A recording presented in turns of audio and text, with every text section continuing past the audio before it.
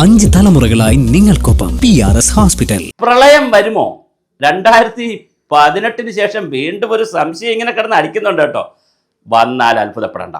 കാരണം 19 വർഷങ്ങൾക്ക് ശേഷം ഇപ്പോൾ മെയ് 24 മഴ വന്നിരിക്കുകയാണ്. വലിയ മഴയാണ് വന്നത്, ചെറിയ മഴയല്ല. സാധാരണ മൊത്തം മഴയുടെ 10%, 70% കിട്ടുന്നത് ജൂൺ, ജൂലൈ, ആഗസ്റ്റ് മാസങ്ങളിലാണ്. അത് കാലവർഷം. പിന്നെ തുലാവർഷത്തിൽ ഒരു 20%, 10% വേനൽ മഴ മാർച്ച്, ഏപ്രിൽ, മെയ് മാസങ്ങളിൽ കിട്ടും. മെയ് മാസമൊക്കെ ആകുമ്പോൾ കുറേ മഴ കുറഞ്ഞു കിട്ടി. പിന്നെ കുറച്ച് വേനലൊക്കെ കിട്ടിയതിന് ശേഷമാണ് ജൂൺ ആദ്യം, ചിലപ്പോൾ ജൂൺ 1-നാണ്, ചിലപ്പോൾ ജൂൺ 5-നൊക്കെയാണ് മഴ വരുന്നത്. ഇതാണ് ഒരു പരമ്പരാഗത രീതി. പണ്ടൊക്കെ ആണെങ്കിൽ ജൂൺ 1-ന് തന്നെ പറയും. സ്കൂൾ തുറക്കുമ്പോൾ കൃത്യമായിട്ട് ജൂൺ 1-ന് ഞാനൊക്കെ പുതിയ ഉടുപ്പും പുത്തൻ ബാഗുമായിട്ടൊക്കെ പോകുമ്പോൾ നനഞ്ഞുകൊണ്ടേ പോകാൻ പറ്റത്തുള്ളൂ. അന്ന് പിന്നെ കോടയൊന്നും വലുതായിട്ട് എടുക്കുന്നവരല്ല. അപ്പോൾ എല്ലാ കുട്ടികളും നനയും. അതൊരു ആഘോഷമാണ്. ജൂൺ 1-ന് തന്നെ മഴ പെയ്യും. പിന്നെ അത് ജൂൺ 5-ആയി. പക്ഷെ നേരത്തെയും പെയ്യാറുണ്ട്. ഇപ്പോൾ 19 വർഷങ്ങൾക്ക് ശേഷം, 20 വർഷങ്ങൾക്ക് ശേഷം മെയ് 24-ന് നല്ല മഴ വന്നു. അതായത് കാലവർഷം ആരംഭിച്ചു, ജൂണിൻ്റെ മഴ ആരംഭിച്ചു, മൺസൂൺ ആരംഭിച്ചു. ഇപ്പോൾ എന്താ സംബന്ധിച്ച് ഇന്ന് ഞാൻ നമ്മളിപ്പോൾ സംസാരിക്കുമ്പോൾ 36% കേരളത്തിൽ മഴ കൂടുതൽ കിട്ടിയിരിക്കുന്നത്. വിവിധ ജില്ലകളിൽ വലിയ ലാർജ് എക്സസ് മഴയാണ് വന്നിരിക്കുന്നത്. അത്ര വലിയ മഴ വന്ന ഒരു നാട്ടിലാണ് നമ്മളിപ്പോൾ നിൽക്കുന്നത്. കേരളത്തിൽ വേറൊരു വലിയ പ്രശ്നമുണ്ട്. എന്താണ് പ്രശ്നമെന്ന് വെച്ചാൽ, ഇത്രയും മഴ വന്നു കഴിഞ്ഞാൽ നമുക്ക് അതിനെ ഉൾക്കൊള്ളാൻ പറ്റുന്ന മണ്ണിൻ്റെ ഒരു പ്രശ്നമുണ്ട്. ഇവിടെ നമ്മൾ മിശ്രിത വിളകളിൽ നിന്ന് മാറി ഏകവിളകളിലേക്ക് പോയി, പ്ലാന്റേഷനുകളിലേക്ക് പോയി, മലകൾ നമ്മൾ വ്യാപകമായി ഇടിച്ചു നിരത്തി, കാവുകൾ വ്യാപകമായി നമ്മൾ നശിപ്പിച്ചു. 10 സെന്റ് വയലുണ്ടെങ്കിൽ 1,60,000 ലിറ്റർ മഴവെള്ളത്തെ ഉൾക്കൊള്ളും. നമുക്ക് 8 ലക്ഷത്തോളം ഹെക്ടർ പാടമുണ്ടായിരുന്നതാണ്, വയലുണ്ടായിരുന്നതാണ്. അതിപ്പോൾ 1.5 ലക്ഷം ഹെക്ടറായി. അപ്പം മഴവെള്ളത്തെ ഉൾക്കൊള്ളാൻ പാടത്തിന് കഴിയുന്നില്ല, നമ്മുടെ നദികൾക്ക് കഴിയുന്നില്ല, അതിൻ്റെ വീതി കുറഞ്ഞു, നീളം കുറഞ്ഞു. അങ്ങനെ ഒരുപാട് പ്രശ്നങ്ങൾ പ്രകൃതിപരമായിട്ട് തന്നെ നമ്മൾ ഉണ്ടാക്കി വെച്ചിട്ടുണ്ട്. അതുപോലെ തന്നെ ഒരു ഹെക്ടർ മലയുണ്ടെങ്കിൽ, വനമുണ്ടെങ്കിൽ 32,000 ഘന കിലോമീറ്റർ പ്രദേശത്തെ മഴവെള്ളത്തെ ഉൾക്കൊള്ളുന്നതിന്. പക്ഷെ അതും ഇല്ലാതായി. കാടൊക്കെ വെട്ടി അത് വേനലാകുമ്പോൾ വേറെ ആവാസ വ്യവസ്ഥയായി. ആനയും നരിയും കുറുക്കനും പുലിയും എലിയും എല്ലാ സകലവരും ഊളനും എല്ലാവരും മാനും എല്ലാം ഇങ്ങനെ നാട്ടിലേക്ക് ഇറങ്ങി വന്ന് വലിയ പ്രതിസന്ധി ഉണ്ടാക്കുന്നുണ്ട്. ആ കാടെന്ന ആവാസ വ്യവസ്ഥ തന്നെ പോയി.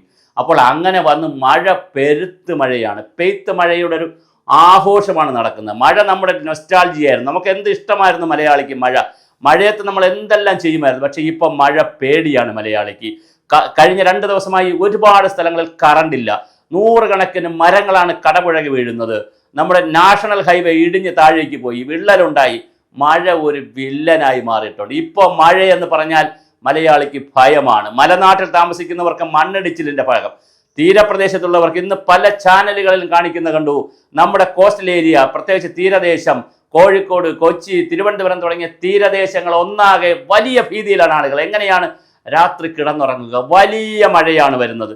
ഇങ്ങനെയാണ് വരുന്നതെങ്കിൽ ജൂൺ, ജൂലൈ മാസങ്ങളിൽ ഇതേ നിരയിൽ വെള്ളം വന്നാൽ നമുക്ക് പ്രളയം വന്നാലും അത്ഭുതപ്പെടാനില്ല.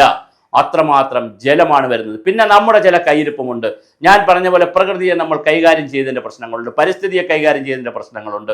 അതുപോലെ തന്നെ നമ്മുടെ മാലിന്യ സംസ്കരണത്തിൽ വലിയ അലംഭവമാണ് നമ്മൾ കാണിക്കുന്നത്. ഇപ്പോഴും ക്യാമ്പയിനൊക്കെ നടക്കുന്നു, മാലിന്യമുക്ത കേരളം ആക്കുമെന്നൊക്കെ പറയുന്നു, കുറേ കാര്യങ്ങൾ നടക്കുന്നു. പക്ഷേ ഇപ്പോഴും നമ്മളെ ഓടകളിലെല്ലാം ആവശ്യം പോലെ ചവറ് കിടപ്പുണ്ട്, റോഡിൽ കിടപ്പുണ്ട് ചവറ്.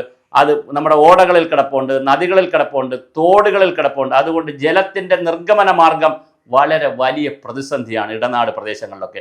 അതുണ്ടാക്കുന്ന വെള്ളക്കെട്ട്, വെള്ളപ്പൊക്കം. ഇപ്പോൾ കഴിഞ്ഞ ദിവസമാണ് ഹൈക്കോടതി കൊച്ചി കോർപ്പറേഷൻ്റെ മേയറോടും കോർപ്പറേഷൻകാരോടും ചോദിച്ചത്, നിങ്ങൾക്ക് റോക്കറ്റ് സയൻസ് ഒന്നും വേണ്ടല്ലോ, ഈ ഓടയിലെ മണൽ വാരിക്കളയാൻ, മണ്ണ് വാരിക്കളയാൻ, ചെളി വാരിക്കളയാൻ, അല്ലെ വേസ്റ്റ് വാരിക്കളയാൻ, അല്ലെങ്കിൽ വാരി നന്നായി ഒന്ന് ഡിസ്പോസ് ചെയ്യാൻ റോക്കറ്റ് സയൻസ് ഒന്നും പഠിക്കണ്ടല്ലോ മേയറെ, കോർപ്പറേഷൻകാരെ എന്ന് ഹൈക്കോടതിയാണ് നിശിതമായി വിമർശിച്ചത്.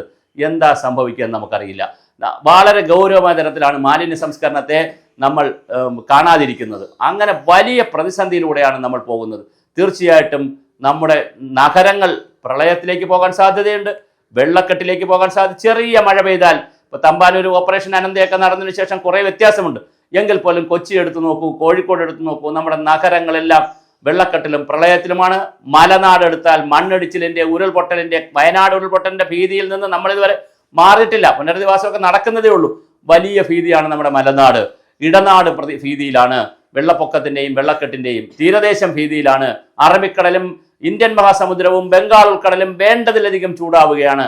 നമ്മൾ 50% പ്ലാസ്റ്റിക് കടലിലേക്ക് എത്തുന്ന നിലയിലേക്ക് കാര്യങ്ങൾ മാറുകയാണ്. കുട്ടനാടിൻ്റെ ആയുസിനി എത്ര നമുക്കറിയില്ല. വളരെ ഗൗരവതരമായ വലിയ പ്രതിസന്ധിയാണുള്ളത്. ആഗോളതാപനമുണ്ട്, കാലാവസ്ഥ വ്യതിയാനമുണ്ട്, എല്ലാം ഉണ്ട്. പക്ഷെ നമ്മുടേതായ ഇടപെടലുകളുണ്ട്. എല്ലാം ഇതിനകത്ത് ട്രിഗർ ചെയ്യുന്നു. അല്ല, നമ്മുടെ മാത്രം പ്രവൃത്തികൾ കൊണ്ട് മാത്രമല്ല. ഇതൊക്കെ ഗ്ലോബൽ വാർമിങ്ങിൻ്റെ പ്രശ്നങ്ങളുണ്ട്, കാലാവസ്ഥ മാറ്റത്തിൻ്റെ പ്രശ്നങ്ങളുണ്ട്, നമ്മുടെ നാട്ടിലെ പ്രശ്നങ്ങളുമുണ്ട്. നമ്മൾ മല വെട്ടിയതിൻ്റെ, മല ഇടിക്കുന്നതിൻ്റെ, പുഴ നശിപ്പിക്കുന്നതിൻ്റെ, കാവ് വെട്ടിയതിൻ്റെ, കുളങ്ങൾ നശിപ്പിച്ചതിൻ്റെ, അതുപോലെ വയലുകൾ നികത്തിയെടുത്തതിൻ്റെ ഒരു ഓറോഗ്രാഫിക് റെയിൻഫാളാണ് ഇവിടെ പെയ്യുന്നത്. പർവ്വതജന്യ മഴയാണ്. അങ്ങനെ മഴ പെയ്യണമെങ്കിൽ ഇവിടെ ചില എക്കോസിസ്റ്റം നിലനിൽക്കണം. അപ്പോൾ അതിൻ്റെയൊക്കെ ഒരുപാട് പ്രശ്നങ്ങളുണ്ട്. ഈ പ്രശ്നങ്ങളെല്ലാം കൂടി മഴ നമുക്ക് വലിയ പ്രതിസന്ധിയാണ് തന്നുകൊണ്ടിരിക്കുന്നത്. ഇതുവരെ മഴ നമുക്ക് അനുഗ്രഹമൊക്കെ ആയി നമ്മൾ കണ്ടിരുന്നെങ്കിൽ മഴ ഒരു ഭീതിജനകമാകുന്ന, മഴ ഒരു കാലനാണെന്നൊക്കെ പറയുന്ന രീതിയിലേക്ക് മലയാളിയുടെ മനസ്സ് മാറ്റപ്പെട്ടത് എന്താണ് അതിന് പറയുക? അതൊരു നല്ല ലക്ഷണമല്ല. മഴയെ നമുക്ക് സൗഹൃദമാക്കാം, പക്ഷേ മഴ നമ്മളെ കൂടെ നിൽക്കുന്നില്ല എന്നുള്ളത് വലിയൊരു പ്രതിസന്ധി തന്നെയാണ്.